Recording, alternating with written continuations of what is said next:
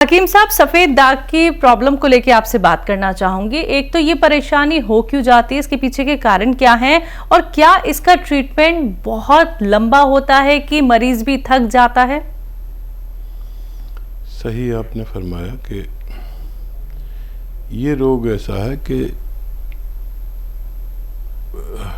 हकीम और डॉक्टर को भी शर्म आने लगती जी। है, क्योंकि सालों इसका इलाज चलता है। और इसमें एक बहुत बड़ी प्रॉब्लम ये है कि जो रोगी है उससे किसी को नुकसान नहीं होता, लेकिन इसको देखते ही, इस पर नज़र पड़ते ही लोग उससे थोड़ा एतराज़ करने लगते, थोड़ा बचने लगते उसके साथ बैठने में, खाने में या उसके साथ रहने में। हालांकि इससे किसी को कोई नुकसान नहीं होता कभी भी। और इस रोग में भी 70% लोग तकरीबन ठीक हो पाते हैं, 30% नहीं भी होते किसी वजह से। तो ये वाकई लंबा ट्रीटमेंट है और इसमें किस्मत वाले अच्छे हो जाते हैं। और इलाज भी कराना ज़रूरी है और नुकसान भी इससे कोई नहीं है, ना इस मरीज़ को और ना उसके साथ जो रहते हैं।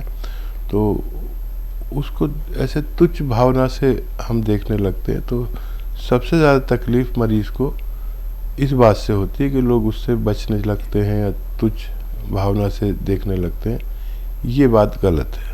जी हकीम साहब, इसमें एक चीज़ और कही जाती है कि अगर कोई ठंडा और गर्म एक साथ खा लेता है तब भी ये सफ़ेद दाग की दिक्कत परेशानी आ जाती है। आप इस बात को कितना मानते हैं?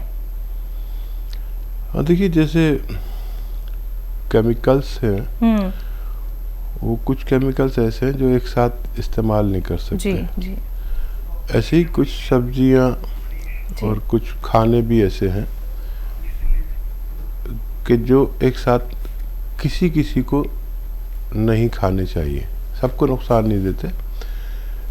मिसाल के तौर पर मैं अक्सर बताता हूँ कि मुझे दही बिल्कुल नहीं चलता, मैं खा ही नहीं सकता, वॉमिट हो जाती है। एक अनानास मेरे लिए बहुत ख़तरनाक हो जाता है। तो अगर किसी को ऐसी कोई चीज़ें मालूम हो जो उसे नुकसान देती हैं तो उनका सेवन ना किया करें तो सेहत के लिए बेहतर है।